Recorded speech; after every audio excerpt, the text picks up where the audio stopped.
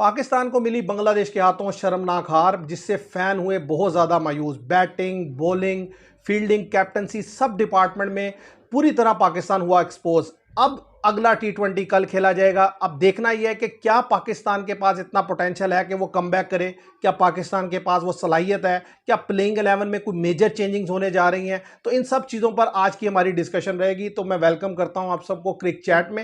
मैं उम्मीद करता हूं आप सब खैरियत से होंगे। अगर सबसे पहले देखा जाए कि प्रीवियस मैच में पाकिस्तान की बैटिंग ही नहीं, बॉलिंग भी बुरी तरह फ्लॉप हुई। आप देखें कि बैटिंग में जो टॉप ऑर्डर के 6 बैट्समैन थे आपके, वो पहले 6 ओवर में ही आउट होकर घर चले गए। और जब बॉलिंग की बारी आई तो आप देखें कि आप 16 ओवर में जस्ट 3 विकेट्स ले सके बांग्लादेश की, और बांग्लादेश ने वो रन इजीली चेज डाउन किया उसी विकेट पे।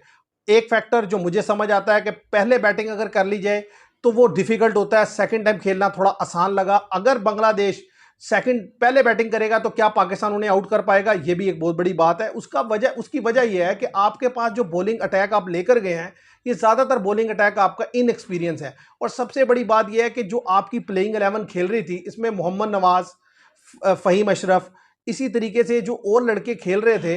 अब देखना यह है कि हमारे पास जो अभी बेंच स्ट्रेंथ है, उसमें से हम किसको रिप्लेस कर इनकी जगह खिला सकते हैं। अगर मैं बात करूं कि मोहम्मद नवाज की, तो मोहम्मद नवाज को आप कह सकते हैं कि जी वो रन आउट हो गए, 1 ओवर उनसे करवाया गया। तो समझ नहीं आती कि आप लड़के को खिलाते क्यों हैं अगर आपने उसको प्रॉपर चांस नहीं देना। भाई अगर आपने उसको खिलाया ही था तो कम से कम ओवर ही उससे करवाते। बैटिंग में तो वो रन आउट हो गए। क्यों? क्योंकि अगर वो पूरा खेल लेते तो फिर उनको रिप्लेस किया जाता तो बेहतर था। अब उनको रिप्लेस करना जरूरी भी है, लेकिन थोड़ा सा अनफेयर भी लगता है। क्योंकि मैं ये समझता हूं सुफियान मुकीम को खेलना चाहिए, पाकिस्तान को एक प्रॉपर बॉलर चाहिए, इसलिए कि जब तक आप विकेट लेने की पोजीशन में नहीं होंगे आप मैच नहीं जीत सकते। और दूसरी चीज ये है कि आपको अपनी स्ट्रेटजी पे वर्कआउट करना होगा कि क्या फिर आप उसी तरह आकर ब्लाइंडली खेलेंगे या विकेट को असेस कर उसके मुताबिक टारगेट सेट करने की कोशिश करेंगे। देखिए, टॉस एक ऐसा फैक्टर है जो कि ना बांग्लादेश के हाथ में है ना पाकिस्तान के हाथ में है। टॉस बांग्लादेश भी जीत सकता है, पाकिस्तान भी जीत सकता है। तो अगर पाकिस्तान को दोबारा पहले बैटिंग करनी पड़ गई तो जिस तरीके का पिच ने बिहेव किया है, मैच वहीं ढाका में खेला जाना है, तो इतना आसान नहीं होगा उसको खेलना। और खास तौर पर जिस तरीके की मुस्तफिजुर रहमान ने बॉल किया, जिस तरीके से तस्कीन अहमद ने, तंजीम हसन साकिब ने, उनके तीनों पेसर ने बहुत आउट क्लास बॉलिंग की। तो अब अगर उनके पेसर्स को देखा जाए और फिर पाकिस्तान को पहले बैटिंग करना पड़ी, तो मुझे नहीं लगता पाकिस्तानी कुछ ज्यादा रन कर पाएंगे अगर उसी अप्रोच से जाते हैं जो पिछले मैच में गए। पाकिस्तान को अपनी अप्रोच थोड़ी बदलनी होगी। मैच में 20 ओवर प्रॉपर तरीके से खेलने होंगे। 2-3 लड़कों के अलावा बाकी जो लड़के हैं उनको थोड़ा इनिंग्स को एंकर करना पड़ेगा। ऐसा नहीं हो सकता कि हर लड़का आए और हवा में शॉट खेल ले और बस आउट होकर चलता बने। अगर ये अप्रोच रहेगी तो कल ही सीरीज बचाना मुश्किल हो जाएगी। क्योंकि देखें, अगर कल ही आप मैच हार जाते हैं तो सीरीज आपके हाथ से निकल गई और आप 2-0 हो जाएंगे। फिर लास्ट मैच जो है वो बिल्कुल बेमायनी हो जाएगा। अभी जो चीजें हैं वो पाकिस्तान के हाथ में, जो पाकिस्तान कर सकता है, एक आप सुफियान मुकीम को मौका दे सकते हैं कि आप उनको खिलाएं और जहर है मोहम्मद नवाज की जगह खिलाएं। इसके अलावा मैं ये समझता हूं कि अगर आप चाहें तो आप खुशदिल शाह की जगह साहिबजादा फरहान को चांस दे सकते हैं और बैटिंग को मजबूत कर सकते हैं। क्योंकि इसके अलावा भी आपके पास बॉलिंग के बहुत ज्यादा ऑप्शन अवेलेबल हैं। 3 आपने देखे, फहीम अशरफ को आपने खिलाया, आपके पास अब्बास अफरीदी थे, आपके पास सलमान मिर्जा थे, 3 फास्ट बॉलर की ऑप्शन थी आपके पास अवेलेबल। अच्छा, अबरार अहमद और सुफियान मुकीम 2 स्पिनर की शक्ल में ऑप्शन आ जाएंगी। तो 5 बैटर, 1 विकेट कीपर होगा तो वेल एंड गुड होगा।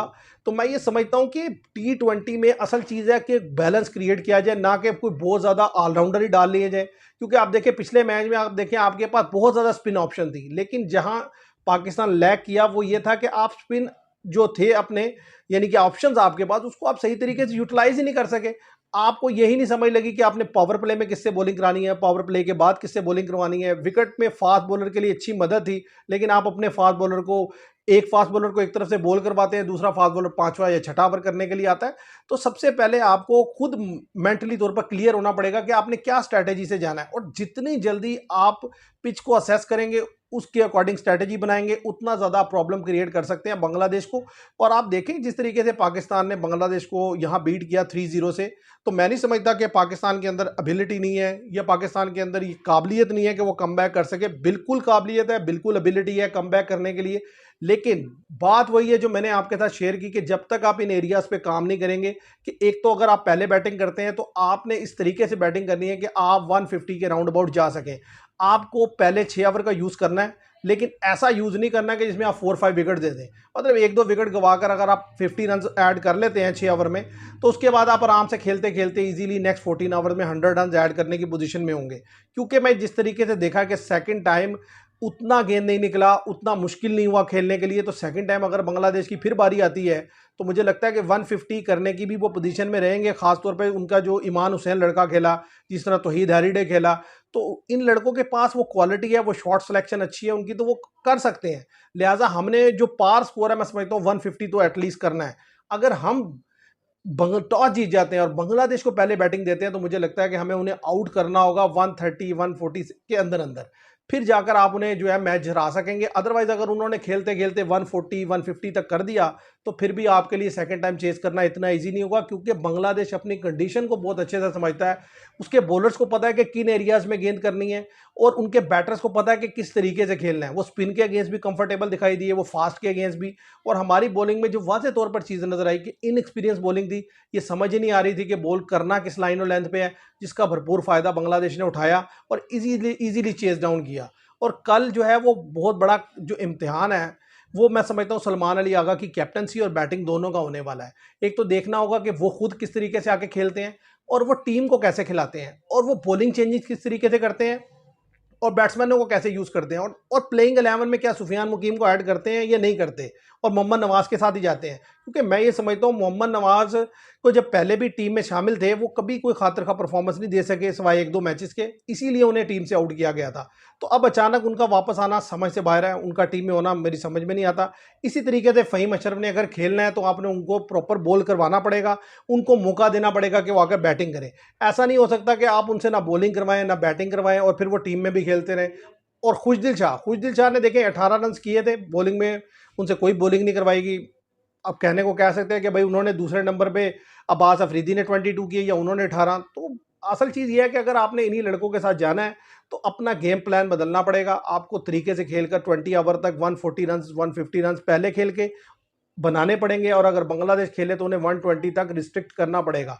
अदरवाइज आपके लिए बड़े मुश्किल हो जाएगी और सीरीज़ जो है आपके हाथ से निकल जाएगी, जो कि मैं समझता हूँ कि बहुत ज़्यादा शर्मनाक रहेगा। तो आज के लिए इतना ही। मैं उम्मीद करता हूँ वीडियो आपको पसंद आएगी। Thank you very much.